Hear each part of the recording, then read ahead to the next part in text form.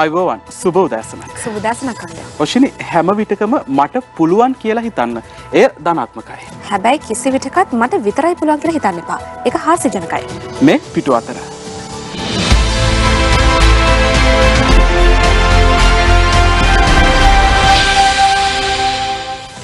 අද අගෝස්තු මාසයේ 22 වෙනිදා සෙනසුරාදා දවස් 5ක් වැඩ කරලා වෙහෙසකාරී සතියක නිමාව විවේකී සතියන්තයක් තමයි ආරම්භ වෙලා තියෙන්නේ. ගොඩක් දේවල් අද දවසේදී සහ ඊට දවසේදී සිදු කරන්නට සැලසුම් කරලා ඇති. කොහොමුණත් දේශපාලනික වශයෙන් උත් මේ දවස් කිහිපයේ උණුසුම් මේත් එක්කම රටේ ලෝකේ බොහෝ දේවල් සිදු වෙමින් තියෙනවා. ඒ සියලුම දේවල් සතියන්තයේ පුවත්පත් වාර්තා කරලා තියෙන කොහොමද කියලා අපි කියන්නට සූදානම් වෙන්නේ. අද දවසේදීත් මුලින්ම අපි අවධානය යොමු කරන්නේ කොහොමද පුවත්පත් සිරස්තල වාර්තා කරලා තියෙන්නේ කියලා බලන්න. Jobs for all unemployed graduates, President, Daily News. රට පුරා පැය 8ක් විදුලිය බිඳ වැටීම කුමන්ත්‍රණයක් සතියක අරුණ. තහුතිயுடைய பட்டதாரிகள் அனைவருக்கும் தொழில் தினகரன். ඉදිරි මාස දෙකේදී නව රාජ්‍ය සේවකයෝ 1,61,000ක් දිනවින. Alexei Navalny to be flown to Germany for suspected poisoning treatment, The Guardian. Parliamentary Committee on Selection appointed, Daily News. Russia கண்டுபிடித்த தடுப்பூசியை இலங்கையில் பயன்படுத்த ஏற்பாடு தினகரன். එන්න ඒ ආකාරයෙන් තමයි පුවත්පත් සති අග පුවත්පත් මෙන්න මේ ආකාරයෙන් සිරස්තල වාර්තා කරලා තියෙන. කොහොමද නොෂිනි මේ දවස් කිහිපෙදීම රටේ දැන් පාර්ලිමේන්තුව එක පැත්තකින් රැස් වුණා, කැබිනට් මණ්ඩලය රැස් වුණා. දැන් මේ වගේ කරුණු කාරණා එක්ක වැඩි වශයෙන් අවධානයට ලක් වුණ තවත් ප්‍රධානම කාරණයක් නෙමේ විදුලිය බිඳ වැටීම කියන්නේ. දවස් ගාණක් කරවලේ ඉන්නට සිද්ධ වුණා. දහවල් කාලයේදී විදුලිය විසන්ධි කළා, රාත්‍රී කාලයේදීත් විදුලිය විසන්ධි කළා. ඒ වගේ තත්ත්වයක් නෙතිබේ. කොහොමද දැන් ඊයේ ඉඳන් මේ තත්ත්වය මගහැරලා ගියා. නොරොච්චෝලේ නැවතත් යථා තත්ත්වයට පත් කළා. මේ වගේ තත්ත්වයක් තමයි තියෙන්නේ. කොහොමුණත් පුවත්පත් මේ විදුලිය බිඳ වැටීම සම්බන්ධයෙන් කරුණු කාරණා රැසක් වාර්තා කරලා තියෙනවා. අද දවසේදී සහ හෙට පුවත්පත් තමයි මේ ආකාරයෙන් තොරතුරු වාර්තා කරලා තියෙන්නේ. මුලින්ම අවධානය යොමු කරන්නේ සති අග අරුණ පුවත්පත වාර්තා කරලා තියෙන පුවත වෙත. රට පුරා පැය 8ක් විදුලිය බිඳ වැටීම කුමන්ත්‍රණයක් යහපාලන ආණ්ඩුව ආමොහොතේ රටේම බිඳ වැටුණා. පැය දෙකකින් යථාවත් කරන්න හැකියාව තිබියදීත් පැය 8ක් ගිහිල්ලා ස්වයංක්‍රීයව පද්ධති පාලනයක් තිබියදී පාලනය කළා නැහැ. චමින්ද සේනාරත්න තමයි පුවත වාර්තා කරලා තියෙන්නේ.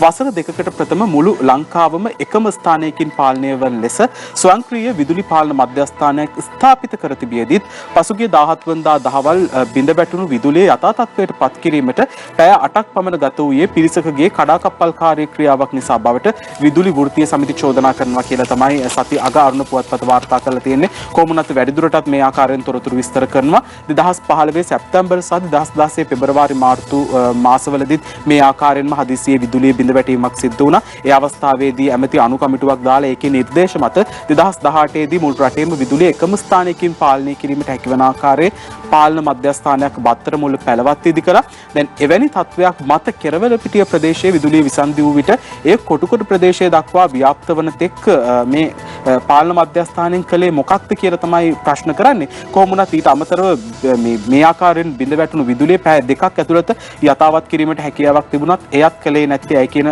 කාරණේ තමයි ඉස්මතු කරන්නේ.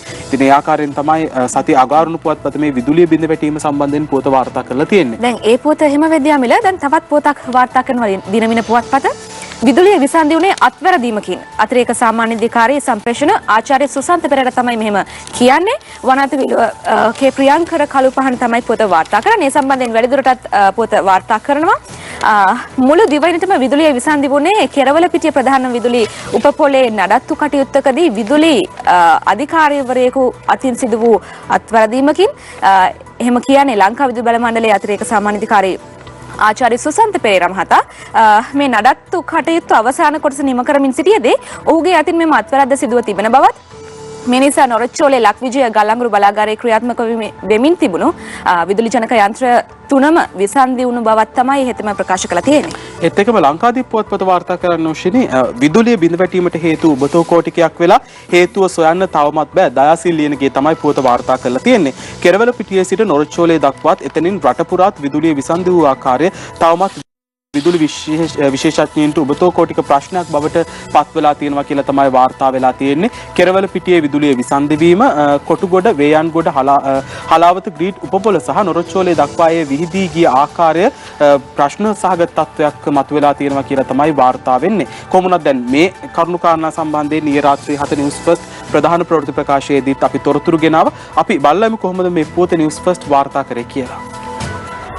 නොරොච්චෝලේ ගල්ලඟුරු බලාගාරය මෙගාවොට් 300 බැගින් වූ ධාරිතාවෙන් යුත් ජනනයන්ත්‍ර 3කින් සමන්විතයි. පළමු ඒකකයේ 2011 වසරේදීත් දෙවන ඒකකය 2014 වසරේදීත් ස්ථාපිත කර තිබෙනවා. පසුගිය 17 වනදා කිරවලපිටිය බලාගාරයේ ආසන්නයේ සම්ප්‍රේෂණ පද්ධතියේ සිදු වූ දෝෂයක් නිසා නොරොච්චෝලේ බලාගාරයේ ජනනයන්ත්‍ර පද්ධතියෙන් විසන්ධි වුණා. විසන්ධි වුණාට පසුව අපගේ ජනකයන්ත්‍ර ක්‍රියාත්මක වෙමින් පැවතුණා. නමුත් එම ජනකයන්ත්‍ර ඉතා විශාල වැඩි කාලයක් පද්ධතියෙන් විසන්ධි වෙලා ක්‍රියාත්මක කරන්න හැකියාවක් නැහැ. නමුත් ජනකයන්ත්‍රයක් පැය එකමාරක් පමණත් අනෙක් ජනකයන්ත්‍රය පැය 2යි කාලක් පමණත් පද්ධතියෙන් විසන්ධි වෙලා ක්‍රියාත්මක වුණා. ඊට පස්සෙව අපි එම ජනකයන්ත්‍ර ආරක්ෂිතව නවතා ගත්තා. ඒ වගේ අවස්ථාවකට පස්සේ නැවතුවම ඒ ජනකයන්ත්‍ර නැවත ක්‍රියාත්මක කරන්න නම් එම ජනකයන්ත්‍රවල බොයිලර් වලට ජලය ඇතුල් කළ යුතුයි. ඒ ඇතුල් වීම සඳහා ඒ අදාළ උෂ්ණත්වයට පැමිණෙසෙක් අපිට දින දෙකමාරක් පමණ බලා සිටින්න සිදු වුණා. අද වෙනකොට උෂ්ණත්වය ඇවිල්ලා අපි එක ජනකයන්ත්‍රයක් දැන්ට ක්‍රියාත්මක කරලා තියෙනවා. හෙට තවත් ජනකයන්ත්‍රයකුත් සඳහා වෙනකොට අනිත් තුන්වෙනි ජනකයන්ත්‍රයත් ක්‍රියාත්මක කිරීම තමයි අපගේ බලාපොරොත්තුව. අක්‍රිය වූ ජනනයන්ත්‍ර පණ ගැන්වීම සඳහා ක්‍රියා කළ ආකාරයද ඉංජිනේරුවරයෙකු පැහැදිලි කළා. ඊයේ පටන්ගෙන වතුර පුරවන්න පැය 4-5ක් විතර වගේ වතුර පුරවන එකට යන්න ඇති. ඒ වතුර රත් කරලා උමාලේ හදන ක්‍රියාවලියට පැය 6ක් විතර යන්න ඇති. එතකොට අද උදේ 9:50 විතර වගේ තමයි අපි ජාතික පද්ධතියට සම්බන්ධ වුණේ. ඒ සම්බන්ධ වෙලා දැන් මම හිතන්නේ වෙලා 3:00 විතර ඇති. මේ වෙද්දි මෙගාවොට් 280ක් විතර වගේ පද්ධතියට සැපෙමින් ඉන්නවා. මේ අතර ජාතික වැඩපිළිවෙලක් කරහා මෙරට විදුලි බල ක්ෂේත්‍රයේ පැනනගී ඇති ගැටලු විසඳීමට ඇති හැකියාව සම්බන්ධයෙන් අද පැවති මාධ්‍ය හමුවකදී හිටපු විදුලි බල අමාත්‍යවරයා කරුණු පැහැදිලි කළා.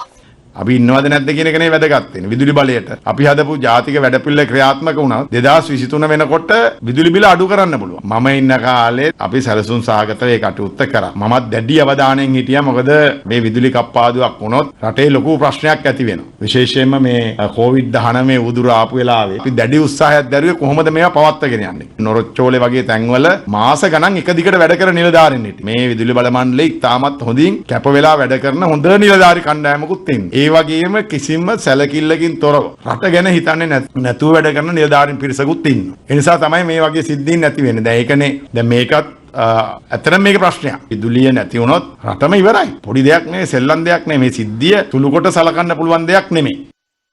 කොමුණක් දැන් මේ සම්බන්ධයෙන් සොයා බැලීම සඳහා කමිටුවකුත් පත් කරලා තියෙනවා. ඒ වාර්තාවත් ඉදිරි සතියේදී ලැබීමට නියමිතයි කියලා තමයි වාර්තා වෙන්නේ. ඒත් එක්කම අද ලංකාදීප පුවත්පත වාර්තා කරනවා පැය 9 විදුලිය විසන්ධියෙන් පාඩුව කෝටි 500 ඉක්මවලා දයාසිල්ලියනගේ තමයි පුවත වාර්තා කරලා තියෙන්නේ. පැය 9ක කාලයක් දිවයින පුරා විදුලිය ක්‍රියාවිරහිත වීම නිසා රටට සිදු වූ ආර්ථික හානිය රුපියල් කෝටි 500 ඉක්මවා ඇති බව විදුලි ජනන ඇස්තමේන්තු වලට අනුව වාර්තා වෙලා තියෙනවා කියලා තමයි සඳහන් වෙන්නේ. කොමුණත් විදුලි ජනන ඇස්තමේන්තු වලට අනුව විදුලිය කිලෝවොට් එකක් ලබා නොදීමෙන් සිදුවන පාඩුව රුපියල් 150ක් බව සඳහන් වෙලා තියෙනවා. පැයක කාලයක් සඳහා විදුලි ඉල්ලුම ඒකක මිලියන 2ක් වශයෙන්ද මේ වෙද්දි ගණන් බලා තියෙනවා. ඒ අනුව පුද්ගලයින්ට සිදුවන වෘත්තිමය පාඩුව, විකල්ප විදුලිය සඳහා සිදුවන වැය කිරීම, රටේ සමස්ත ආර්ථික කටයුතු නතර වීමෙන් ඍජු හා වක්‍රව සිදුවන බලපෑම, ප්‍රවාහනය සඳහා සිදුවන බලපෑම ආදී වශයෙන් අංශවලට සිදු පාඩුව ගණනය කරලා ගත්තම මේ රුපියල් කෝටි 500 ඉක්මවලා ගිහිල්ලා කියලා තමයි වාර්තා වෙන්නේ. කොමුණත් මහජන උපයෝගීතා කොමිසමේ විදුලි ජන ඇස්තමේන්තු වලට අනුව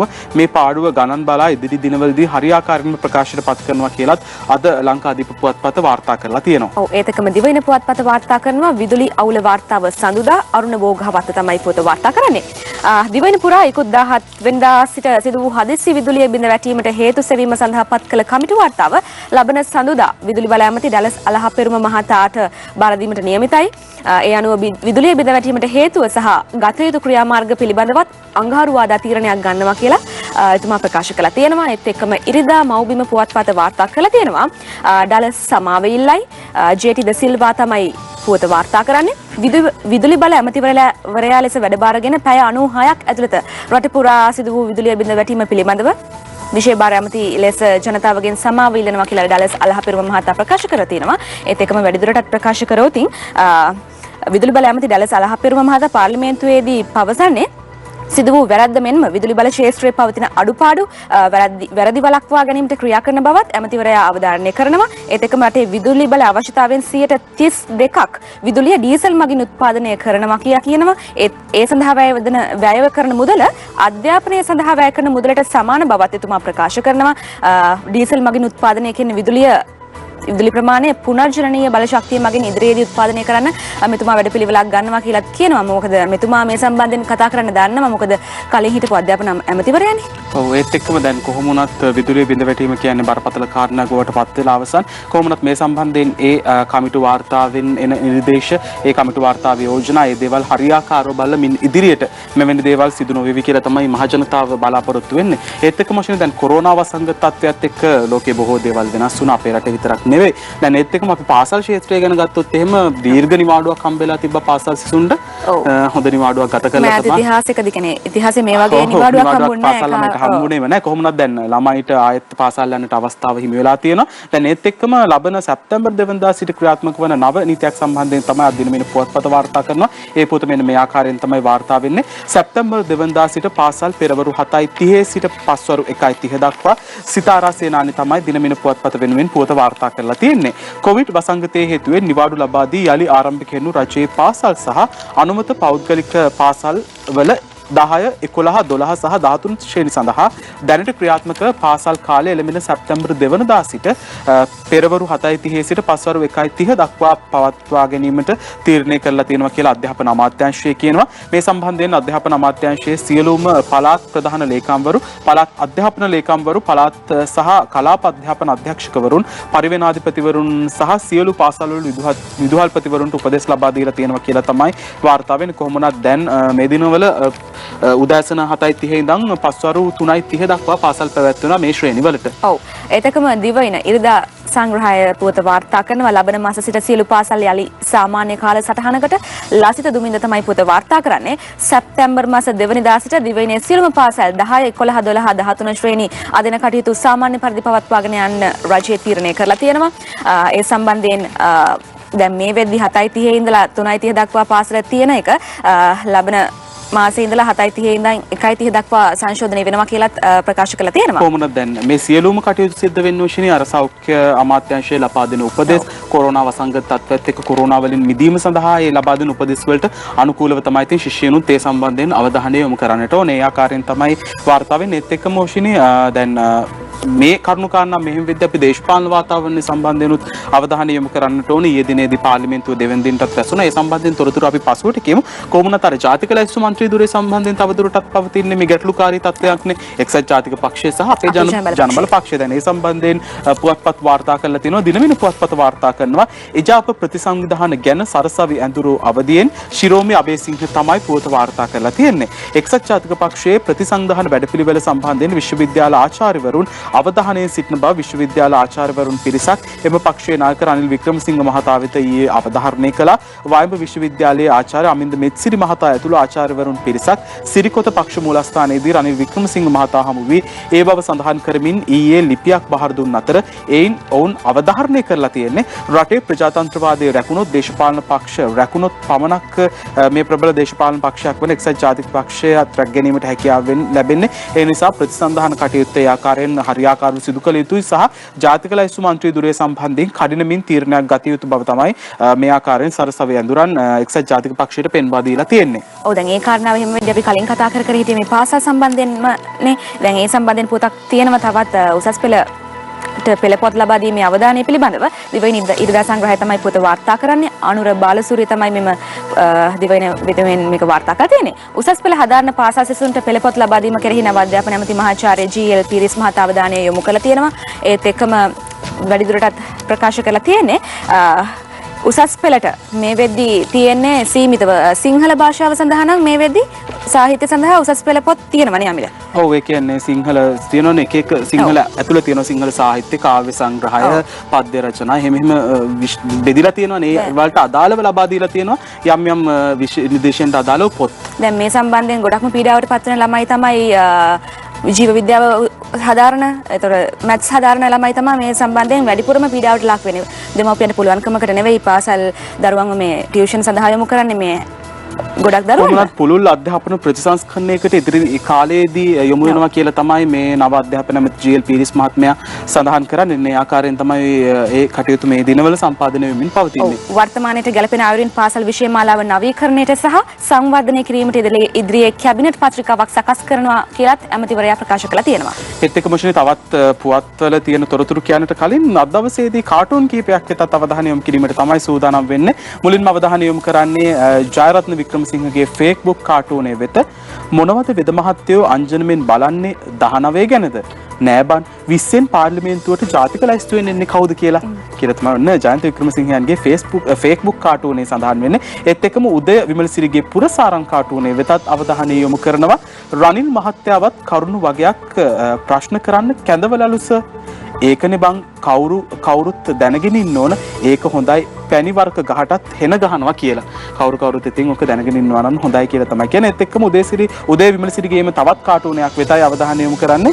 කාටුනේ තිදෙනෙක් ඉන්නවා ශිනි. තුන්දෙනාම හොඳට අඳුර ගන්නට පුළුවන් චරිත. ඒක පුද්ගලෙක් ඉන්නවා සාටකේ දාගෙන. ඒත් එක්කම තව පුද්ගලෙක් ඉන්නවා කණ්ණාඩි දෙකක් දාගෙන සර්මක් එහෙම ඇඳගෙන. ඒත් එක්කම ටයි කෝට් ඇඳගත්ත පුද්ගලයෙකුත් ඉන්නවා. ටයි එකක් ටිකක් ඇමරිකාවේ දජයට සමාන ටයි එකක් තමයි දාගෙන ඉන්නේ. අර හිටපු ඔබාමා මට හෙන ගේමක් ඉල්ලනවා අප්පා. ඒකට අපේ රටේ කියලා පෙන්නනවා අර කන්නාඩි දාගෙන ඉන්න පුද්ගලයාව. බෑග් එකේ පන් මල්ලක තියෙනවා කඩුවකුත් ඉන්නේ ආකාරයෙන් තමයි ඒ කාටුනේ වාර්තා වෙන්නේ. කොහොම වුණත් තවත් තොරතුරු ගණනාවක් පුවත්පත් රසක වාර්තා කරලා තියෙන තොරතුරු කියන්නට අපි සූදානම්ින් ඉන්නේ. මේ කෙටි විරාමෙන් පස්සේ.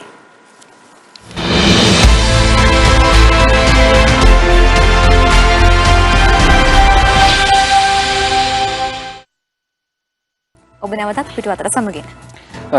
නවරාජ්‍යයක් බලයට පත් වෙලා අපි දන්නවා පෙරේදා දිනේදී මංගල පාර්ලිමේන්තු සැසිවාරය ආරම්භ කරනවා. ඒත් එක්කම ඊයේ දිනේදී පාර්ලිමේන්තුව දෙවන දිනටත් රැස් වුණා. ඒ සම්බන්ධයෙන් උත්තර පුවත්පත් වාර්තා කරලා තියෙනවා. කොහොමනත් ඊයේ දිනේදී පාර්ලිමේන්තුව රැස්වීමෙන් අනතුරුව සිදු කළේ මේ ජනාධිපතිතුමා සිදු කළ රජයේ ප්‍රතිපත්ති ප්‍රකාශය සම්බන්ධයෙන් විවාදය තමයි ආරම්භ කරන්නේ. අද පුවත්පත් ඒ සම්බන්ධයෙන් වාර්තා කරලා තියෙන තොරතුරු කිහිපයක් වෙත තමයි අවධානය යොමු කිරීමට සූදානම් වෙන්නේ. ජනපතිගේ ප්‍රතිපත්ති ප්‍රකාශයේ ඡන්දයකින් තොරවම සම්මත වෙයි. දිනමින පුවත්පත් තමයි මේ පුවත වාර්තා කරන්නේ.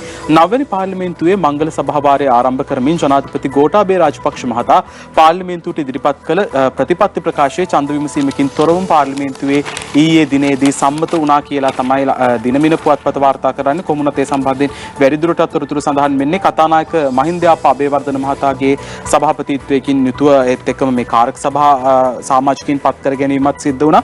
කොමුණත් දැන් ජනාධිපතිවරයා පෙරේදා පස්වරුවේ පාර්ලිමේන්තුවට ඉදිරිපත් කළ නව රජයේ ප්‍රතිපත්ති ප්‍රකාශය සම්බන්ධයෙන් විවාදයේ ඊයේ දවස පුරාම පාර්ලිමේන්තුවේදී පැවැත්වුණා. පාර්ලිමේන්තු විවාදයේ සඳහා විවාදයට අදාළ යෝජනාව ඉදිරිපත් කළේ මාතර දිස්ත්‍රික්ක නවක පාර්ලිමේන්තු මන්ත්‍රී නිපුණ රණවක මහත්මයා. ඒකත් එක්තරා ආකාරයක ඊයේ දිනේදී විශේෂත්වයක් බවට පත් වුණා. කොහොම වුණත් ඊයේ දිනේදී පාර්ලිමේන්තුවේ නවක මන්ත්‍රීවරුන් ගණනාවක්ම පාර්ලිමේන්තුවේදී අදහස් දැක්වීමත් කැපී පෙනෙන කාරණයක් බවට පත් වුණා. කොහොම වුණත් නවවැනි පාර්ලිමේන්තුව සඳහා තේරීපත් වුණ නවක මන්ත්‍රීවරුන් සඳහා දැනුවත් කිරීමේ වැඩමුළුවක් අගෝස්තු 25 වෙනිදා සහ 26 වන දින උදෑසන 9 සිට 6 දක්වා පැවැත්වෙන බවටත් කතානායකවරයා දැනුම් දීලා තියෙනවා කියලා දිනමින පුවත්පත වාර්තා කරනවා.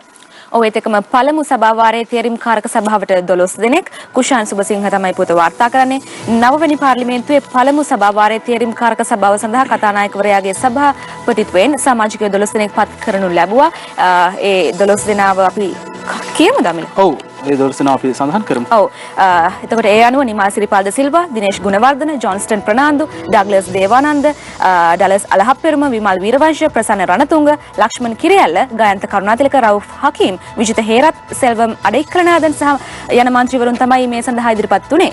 තේරීපත් උනේ. ඔව් දැන් මේ තේරීම් කාරක සභාව ගැන කතා කරද්දී පාර්ලිමේන්තුව ඇතුලේ සිද්ධ වන ඔය විවිධ කාරක සභාවලට සමාජිකින් පත් කර ගැනීම ඒ හා සම්බන්ධ වැදගත් තීරණ ගණනාවක්ම ගැනීමට මූලික වෙන්නේ ඔය තේරීම් කාරක සභාව. ඒ නිසා තේරීම් කාරක සභාවක් කියන එක ඉතාමත් වැදගත්. ඒ නිසා තමයි ආණ්ඩු පක්ෂය සහ විපක්ෂය නියෝජනය කරමින් ඔය ආකාරයෙන් තේරීම් කාරක සභාවට නම් කිරීම සිද්ධ වෙන්නේ. ඒත් එක්කම මොෂින ඊයේ දිනේදී දැන් මේ පාර්ලිමේන්තුව තුල විවිධ කතාබස් ඇසුණා. ඒ අතරතුර විග්නේශ්වරන්ගේ කතාව සම්බන්ධයෙන් පෙරේදා දිනේදී සිදු කරපු කතාව සම්බන්ධයෙන් ඊයේ දවසේදී වැඩි වශයෙන් අවධානයට ලක් වුණා. අද දිනමින පුවත්පත වාර්තා කරනවා විග්නේශ්වරන්ගේ කතාවේ අනිසි කරුණු හැන්සාට් වාර්තාවෙන් ඉවත් කරන්න මනුෂ්‍ය නානායක්කාර කියයි කියලා. නවවැනි පාර්ලිමේන්තුවේ මංගල සභාවාරය අමතමින් උතුරු පළාතේ හිටපු ප්‍රධාන අමාත්‍ය පාර්ලිමේන්තු මන්ත්‍රී සී.වී. විග්නේශ්වරන් මහතා පෙරේදා පාර්ලිමේන්තුවේදී සිදු කළ ප්‍රකාශයේ ඇතැම් කරුණු හැන්සාඩ් වාර්තාවෙන් ඉවත් කරන ලෙස සමගි ජනබලවේගයේ පාර්ලිමේන්තු මන්ත්‍රී මනුෂ නානායක්කාර මහත්මයා කතානායකවරයාගෙන් ඉල්ලීමක් කරනවා. කොහොම වුණත් ඒ සම්බන්ධයෙන් ඊයේ රාත්‍රී 7 නිවුස් ෆස්ට් ප්‍රධාන ප්‍රවෘත්ති ප්‍රකාශයේදීත් අපි තොරතුරු ගෙනාවා. අපි බල්ලේ මොෂන් කොහොමද ඒ පොතේ නිවුස් ෆස්ට් ගෙනාවේ කියලා. නියතර පාර්ලිමේන්තු මන්ත්‍රී සී.වී. විග්නේශ්වරන් මහතා ඊයේ කළ ප්‍රකාශයක් අද පාර්ලිමේන්තුවේ අවධානයට ලක් කෙරුණා. மாண்புமிகு சபாநாயகர் அவர்களே, தமிழ் மக்கள் தேசிய கூட்டணி சார்பில் කතානායකතුමනි, TMTK වෙනුවෙන් මම ඔබට මගේ හෘදයාංගම සුබ පැතුම් පිරිනමනවා. මම මගේ සුබ පැතුම මා ඔබට පවසන්නේ මගේ මව්බසින්. එය මේ ලෝකයේ පැරණිතම ජීවමාන භාෂාව සහ මේ රටේ පළමු ආදිවාසීන්ගේ සිට පැවත එන භාෂාවයි. inhabitants of this country and proceed in the link language. ගරු කතානායකතුමනි, අපි පාර්ලිමේන්තුවේ දියුරුම් දෙද්දී මේ රටේ වෙනම රාජ්‍යයක් සකස් කිරීම, ඒ වගේම ඊට අනුබල දීම, ඒ වගේම ඒ සඳහා මුදලින් හෝ අනියමින් ආධාර අනුබල දීම පිළිබඳව අපි සිදු කරන්නේ නැහැ කියලා මේ සභාවේ අපි දියුරුවා. නමුත් ඊයේ විග්නේශ්වරන් මන්ත්‍රීවරයා මේ රටේ යුද්ධය අවසන් කරලා මේ නිජබිම් සංකල්පය ඇතුළු සංකල්ප පැත්තකට දාලා මේ රටේ සියලු දෙනා ශ්‍රී ලාංකිකයෝ විදියට පිළිගන්න තැනට මුළු රට ඇවිල්ලා තියෙන වෙලාවක මේ ගරු පාර්ලිමේන්තුවේ නැවත වතාවක් දෙමළ භාෂාව මේ රටේ මුල්ම භාෂාව සහ නිජ භූමිය කරගත් මුල්ම ජනතාවගේ භාෂාව හැටියට මේ පාර්ලිමේන්තුවේ සඳහනක් කරා. ඒ සඳහන මේ පාර්ලිමේන්තුවේ හැන්සාඩ්ගත වීම වැරදි. තම තමන්ට මත තියෙන්න පුළුවන් මේක නිජබිම කාගේද පටන් ගත්තේ මත තියෙන්න පුළුවන්. නමුත් මත තිබුණට ඒක මේ ශ්‍රී ලංකා පාර්ලිමේන්තුවේ හැන්සාඩ් ගත වීම වැරදි. ඒ නිසා කරුණා කරලා ඒක හැන්සාඩ් එකෙන් ඉවත් කරන්න කියලා මම ගරු ඉල්ලීමක් කරනවා. ඒ ගැන මම සොයා බලන්න. ඒත් එක්කම ශ්‍රී දැන් අපි කලිනුත් කතා කරා පාසල් ශිෂ්‍යයින් ගැන. දැන් කොරෝනා වසංගතයේ පැවති කාලයේදීත් වැඩි වශයෙන් අවධානයට ලක් වුණ විශේෂයෙන් මේ උසස් පෙළ ශිෂ්‍යයින් සාමාන්‍ය පෙළ ශිෂ්‍යත්ව විභාගයට මුහුණ දෙන දරුදරියන් සම්බන්ධයෙන් විභාග කල් දමනවාද ඒ ආකාරයේ විවිධ කරුණු කාරණා සම්බන්ධයෙන් කොහොම වුණත් මේ මොහොතේ අපිත් එක්ක දුරකථන ඔස්සේ සම්බන්ධ වෙනවා විභාග කොමසාරිස් ජෙනරාල් සනත් බී පූජිත මහත්මයා. සුබ දැසනක් විභාග කොමසාරිස්තුමා.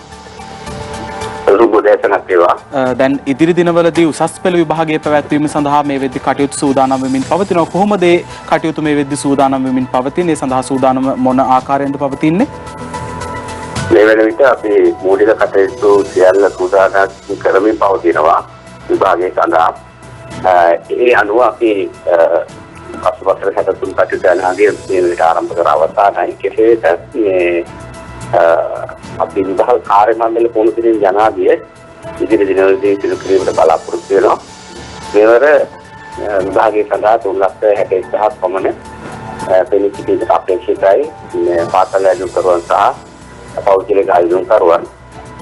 ඒ වගේම මේ එක මතක් කළ යුතු වෙනවා පස්වෙනි ශ්‍රේණි ශිෂ්‍යත්ව විභාගයේ සඳහා 3,34,000 පෙනී සිටීමට නියමිතයි.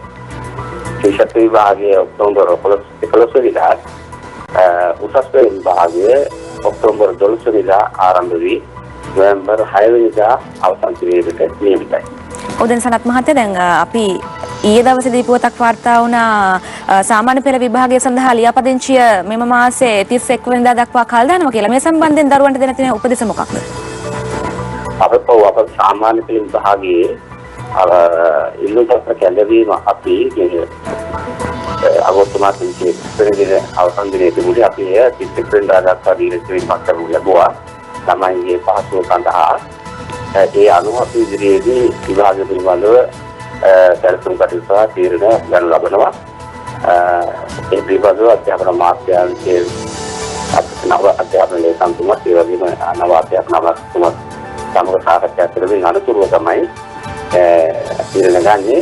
ඒ සඳහා අපි පළාත් අධ්‍යාපන අධ්‍යක්ෂවරුන් සමග ජූලි 31 වෙනිදා Zoom වීඩියෝ සම්මන්ත්‍රණ ක්‍රමවේදය ඔස්සේ අපි පළාත් අධ්‍යක්ෂවරුන් නව දෙනා සමග සාකච්ඡාවක් කරලා ඒ ඔවුන්ගේ අදහසුත් දැකීමට ගන්නේ විභාග දින තීරණය කිරීම සිදුවනවා.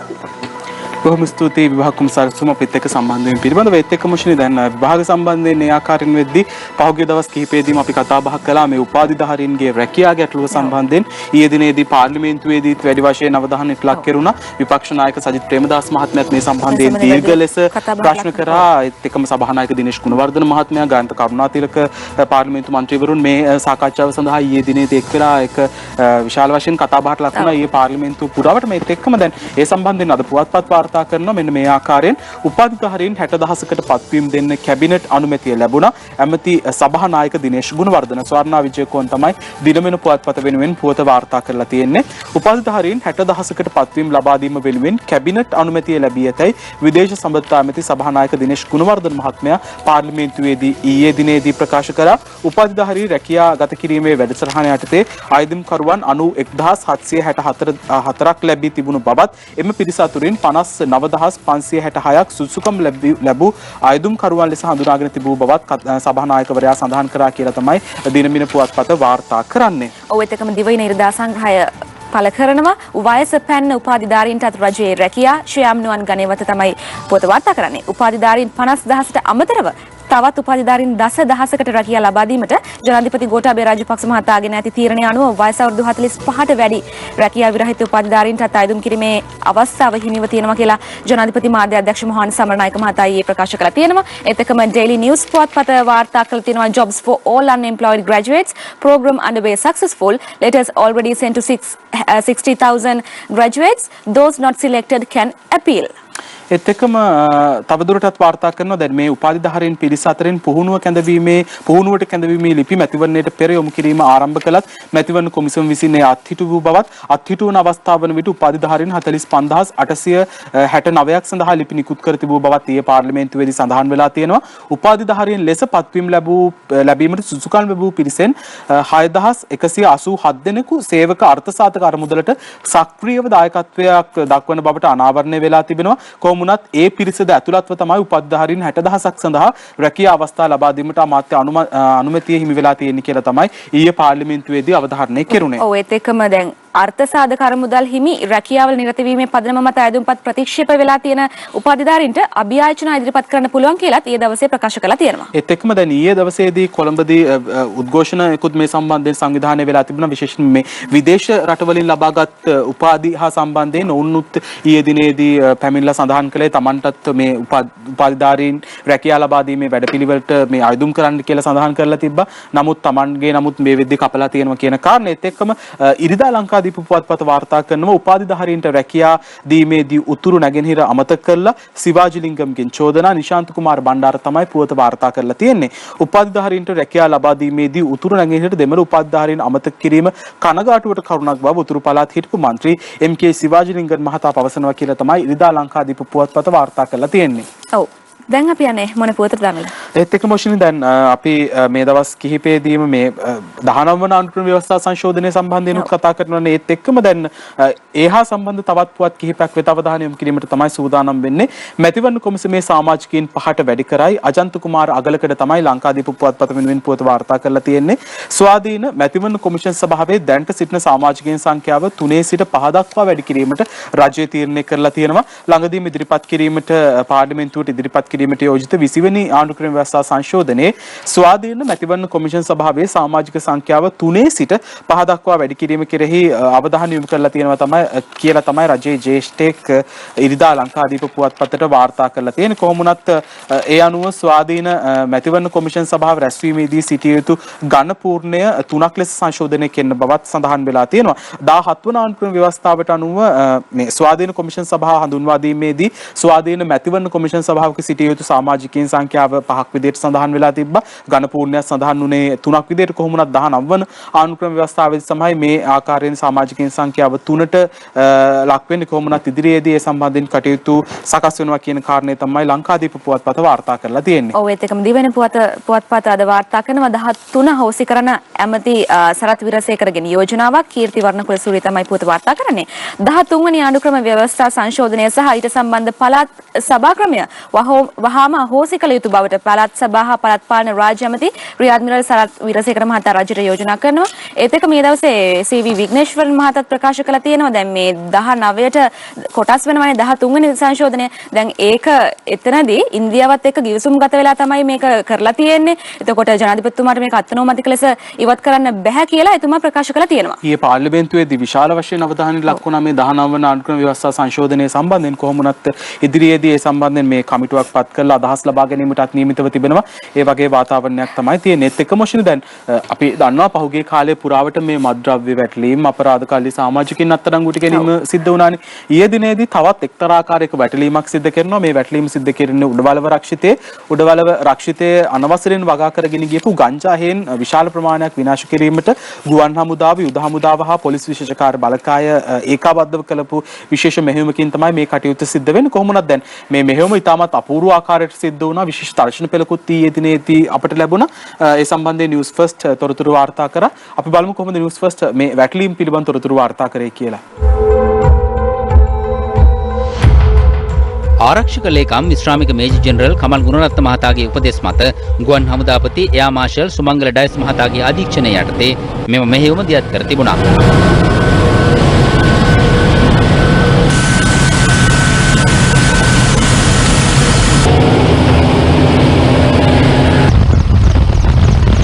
ගුවන් හමුදා මාධ්‍ය ඒකකයේ සඳහන් කළේ බීච් ක්‍රාෆ්ට් වර්ගයේ නිරීක්ෂණ ගුවන් යානයක් යොදා ගනිමින් අදාළ සියලු ස්ථාන නිරීක්ෂණය කළ බවයි. එහිදී රක්ෂිතය තුළ ගංජා වගා කරන ලද ස්ථාන 8ක් නිරීක්ෂණය කර ඇතැයි සඳහන්.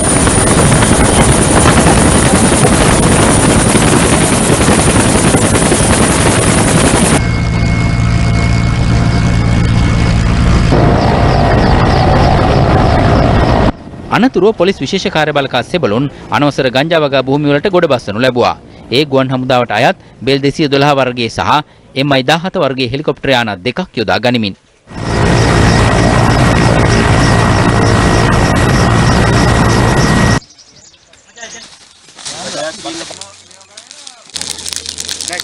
කැමරාවයි මේකයි දෙක බැල කියන්නේ ගේට් එකකට ඒත් එක්කම මොෂිනි දැන් උඩවලව රක්ෂිතය ගැන උඩවලව රක්ෂිතය පවත්වාගෙන ගියපු මේ ගංජා හේන් තමයි මේ ආකාරයෙන් වැටලුවේ. ඒත් එක්කම දැන් මේ දවස්වල වැඩි වශයෙන් කතා බහට ලක් වෙනවනේ සිංහරාජ වනාන්තරය සම්බන්ධයෙන් අද පුවත්පත් වාර්තා කරනවා. ඒ සම්බන්ධයෙන් පුවත් මේ ආකාරයෙන් ලංකාගම සිට දෙනියායට යන පාර හදද්දී සිංහරාජයේ වෙනසෙන්නේ නැතයි ගම්වැසියෝ කියති. පාර හදනවට එරෙහි පරිසර සංවිධාන නගන චෝදනාවලට ගම්වැසියන්ගේ විරෝධය කියලා තමයි දිනමින පුවත්පත් වාර්තා කළ තියෙන්නේ. කොහොමුණත් ඊයේ දිනේදී විරෝධතා ව්‍යාපාරයක් ආරම්භ කරමින් තමයි මේ ගම්වැසියන් මේ ආකාරයෙන් සඳහන් කරන්නේ. ඔවුන් කියන්නේ ගම් වලට යන්න තියෙන මාර්ගය හැදෙන්නට ඕන මේ සිංහරාජ වනාන්තරයට මේකෙන් කිසිදු අකටයුත්තක් හානියක් සිද්ධ වෙන්නේ නැහැ කියන කාරණේ. කොහොමවත් මේ සම්බන්ධයෙන්ුත් අපි දිගින් දිගටමත් කතා කරා. මේ මොහොතේ අපිත් එක්ක සම්බන්ධ වෙනවා හරිත පෙරමුණේ වෛද්‍ය පැතුම් කරන සුබදෑසනක් ඔබතුමාට. ඔබතුමාට අපි වැහෙනවද? සුබදෑසනක් ඔබතුමාට. සුබ දවසක්. දැන් ගම්වැසියන් කියනවා දැන් මේ ආකාරයෙන් මේ සිංහරාජ්‍ය වෙනසෙන්නේ නැහැ කියලා මේ ආකාරයෙන් මේ මාර්ගයේ සැකසීමේ කටයුත්ත සිද්ධ වෙද්දී ඇත්තට මොකක්ද මේ මාර්ගයේ සැකසීමේදී මේ වනාන්තරයට සිදුවන තත්ත්වය මොකක්ද ඒ හා සම්බන්ධයෙන් ඔබලා කරලා තියෙන පරීක්ෂණවල තත්ත්වය? ඔව් මේ මාර්ගය ඇත්තටම කොටස් දෙකක් තියෙනවා. එකක් තමයි නෙළුව කියන ප්‍රදේශයේ ඉඳලා ලංකාගම කියන සිංහරාජයට කිට්ටු ආසන්නයේ ඇතුළෙම තියෙන ගමට යන පාර. අනිත් එක තමයි මේ ලංකාගම ඒ සිංහරාජයෙන් අනිත් පැත්තේ තියෙන දෙනියායට සම්බන්ධ කරන පාර. දැන් මේ වෙලාවේ හදාගෙන යන්නේ නෙළුවේ ඉඳලා ලංකාගමට යනකම් යන පාර 1 කිලෝමීටර් 18ක් දිගයි කියලා කියනවා. ඉතින් ওই කිලෝමීටර් 18න් කිලෝමීටර් 1.1ක විතරයි සිංහරාජය කියන වනාන්තරයේ හරියටම කැලෑව මැද්දෙන් මේ පාර යන තත්ත්වයක් තියෙන්නේ. ඉතින් අනිත් ටික ඔක්කොම තියෙන්නේ සාමාන්‍ය ගම්මුන්ගේ ඉඩම් මුඩින් යන්නේ. ඒ කියන්නේ තේ වතු, පුවක් ගස් තියෙන වතු, කුරුඳු වතු ඒ වගේ යම් ආකාරයේ වගාවන් සඳහා යොදාගත්ත ඉඩම් මුඩින් තමයි ඊතුරු කිලෝමීටර් 16.9 යන්නේ. දැනට මේක සංවර්ධනය කිරීමට ලක් කරලා තියෙනවා. කියන්නේ දැනට අඩි 10ක පාරක් තියෙනවා. ඒක කොන්ක්‍රීට් කරලා තියෙනවා. නමුත් ඒක නඩත්තු වෙලා නැහැ. හොඳට නඩත්තු කරන්න අමාරුයි. දියසීරාව සහ වැස්ස හින්දා ඒක කැඩී පිටී ගිහිල්ලා හින්දා ගම්මුන් ලොකු අපහසුතාවයකට පත් වෙලා ඉන්නවා. ගම්මුන් කියන මේ ගමේ පවුල් 700ක් විතර ඉන්නවා කියලා ඒක අවුරුදු 500ක් විතර පරණයි තියෙනවා. ඉතින් ගමට යන්න තියෙන හොඳම පාර මේ නෙළුවේ ඉඳලා ලංකා ගමට යනකම් ඒගොල්ලෝ ඒ පාර කොහොම හරි ලබා ගන්න දැඩි ප්‍රයත්නයක උත්සාහයක නිරත වෙනවා. ඔවුන් වෙනුවෙන් අර කිලෝමීටර් 1.1ක වනාන්තර කොටසේ පුංචි ප්‍රමාණයක්. ඒ කියන්නේ දැනටත් අඩි 10ක් තියෙනවා. ඔක තමයි අඩි 5ක් පළල් වුණොත් එතකොට වර්ග කිලෝමීටර් වලින් ගත්තොත් අපිට 0.0.1ක ප්‍රමාණයක් කැප කරන්න වෙනවා සිංහරාජය කියන වනාන්තරයෙන්. ඉතින් ලංකාවේ මෙතන තියෙන ලොකුම ගැටලුව සිංහරාජයේ ගමේ ඉන්න මිනිස්සු ලෝකයා එක දිහා බලන විදිය දන්නේ නැහැ. ඒගොල්ලන්ට පිටත ලෝකෙ පිළිබඳ අවබෝධයක් නැහැ. පිටත ලෝකයට සිංහරාජය ඇතුළේ තියෙන මේ ගම ගැන තියෙන අවබෝධය අල්පයි. ඉතින් මේ දෙගොල්ලෝ මේක එකිනෙකාට නොදැන සිටීම හින්දා මේක ගැටුමක් බවට කන්ෆ්ලික්ට් එකක් බවට පත් වෙලා තියෙනවා. ඉතින් මේක විසඳා ගන්න නම් මම හිතනවා අපිට මැදිහත් වීමක් කරන්න වෙනවා යම් ආකාරයකින් පිටත කතාව ලෝකයට කියන්නත් ලෝකයාගේ බැල්ම සිංහරාජයට තියෙන එක ගැන ගම්මුන් දැනුවත් කරන ඕක යම් ආකාරයක සමතුලිතතාවයකට සම්බන්ධීකරණයකට ලක් කළ යම් සහජීවනයක් ඇති කරන්න පුළුවන් තත්ත්වයක් තියෙනවා කියලා බලාපොරොත්තු වෙනවා. ඒ වගේම ලෝකයට ලොකු බයක් තියෙනවා මේ ලංකාව ඉඳලා කැලේ ටිකක් තදට තියෙන දෙනියාය පැත්තට මේ පාර දික් වෙයි කියන බය තියෙනවා පිටත ලෝකයට. ඒ කියන්නේ පරිසරවේදීන්ට ගමේ නොවන කට්ටියට ලොකු බයක් තියෙනවා මේක ලංකාව ඉඳලා දෙනියායට සම්බන්ධ වෙයි කියලා. ඒකට හේතුව තමයි දෙනියාය සාමාන්‍යයෙන් ටිකක් ලොකු ටවුන් එකක් ෆැසිලිටිස් වැඩි ඒත් එක්කම ලංකාගමට නෙළුවට යනවට වඩා සාපේක්ෂව දෙනියායට යන එක ළඟයි. ඒ හින්දා මිනිස්සු කැමති වෙයි වඩා දෙනියායට යන්න. ඉතින් මේ සැරේ නොවුනත් මේ පාර දැන් හැදිලා ඉවරුනහම ඊළඟ අවස්ථාවකදී ස්ටේජ් 2 වලදී තව කැලලකදී මේ ලංකාගම ඉඳලා දෙනියායටත් පාර කැපෙවි කියන බය තියෙනවා අනිත් මිනිස්සුන්ට. එතකොට සිංහරාජයෙන් වැඩි ප්‍රමාණයක් අහිමි වෙයි සිංහරාජයෙන් දෙකඩ වෙයි කියන බය ඇවිල්ලා තියෙනවා. ඊට අමතරව යම් ආකාරයේ ලොකු හෝටල් ව්‍යාපෘතියක් මේ ප්‍රදේශයට එවි. මොකද මේ ගිංගඟ ආශ්‍රිතයි දියැලි විශාල සංඛ්‍යාවක් තියෙනවා. බොහොම සුන්දර පළාතක්. ඒ වගේම වැඩිපුර ලංකාවේ අවධානයට ලක් නොවෙච්ච අර අයිසොලේට් වෙච්ච ප්‍රදේශයක්. ඒ හින්දා මේ හරිය තියෙන සබහා සුන්දරත්වය වෙනුවෙන් කොළඹට තියෙන කිලෝමීටර් ප්‍රමාණයක් ඉතාමත්ම කුඩා 130ක් විතර පැය දෙකමාරෙන් තුනෙන් මෙතෙන්ට යන්න පුළුවන්. ඒ හින්දා බොහොම මේ සංචාරක ආකර්ෂණය තියෙන තැනක් බවට මෙතනපත් වෙලා තියෙනවා. ඒ හින්දා යම් ආකාරයේ හෝටල් ව්‍යාපෘති මෙතෙන්ට ඒවි. ඊට පස්සේ මේක වඩා සංවර්ධනය වෙච්ච තැනකට ආවොත් එහෙම සිංහරාජය ඇතුළට වෙන්න තියෙන මේ පුංචි ගම ලොකු වෙයි සංවර්ධනය කියන අපේ කාලයේ සංවර්ධනය කියන ගැටලුව නාගරිකරණය කියන ගැටලුව සිංහරාජයට ආවේ. ඒ හින්දා සිංහරාජයත් ඒවට පරිසරයත් විනාශ වෙවි කියන බය පරිසරවේදී තියෙනවා.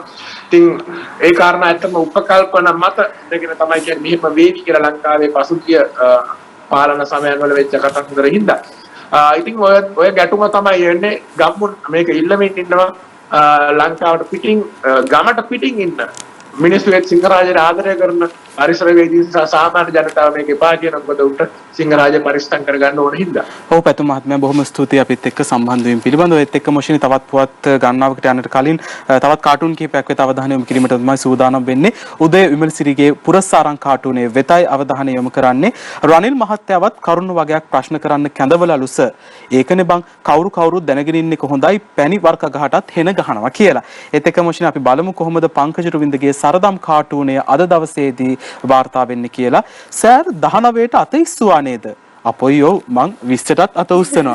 දැන් 19ට අත උස්සපු 19ට මේ කතා කරපු බොහෝ දෙනෙක් දැන් 20 ගැනත් හරි ලොකුවට කතා කරනවා 19 එපා කියලාත් කතා කරනවා. ඒත් එක්කම බලමු වරකාගේ සිතුවම අද කොහොමද වාර්තා වෙන්නේ කියලා. පොලිසියේ රංගපෑම් කරන අය ඉන්නවා කියලා නීතිපතිතුමා කියනවා. එහෙනම් සම්මාන උළෙලකුත් ළඟදිම තියෙවි සම්මාන උළෙල ගොඩක් ළඟදිම අපි දැක්කන පහුගිය කාලෙත් රංගපාපු රංගපෑවිලි එන්නේ ආකාරයෙන් තමයි වාර්තා වෙන්නේ. ජාත්‍යන්තර පුවත්පත් වෙතත් අපි අවධානය යොමු කරන්නට ඕන. ඔව් Hindustan Times, The Global China Times, The Guardian වගේ පුවත්පත් කිහිපයකට තොරතුරු වාර්තා කරන්න මේ කෙටි විරාමෙන් පස්සේ.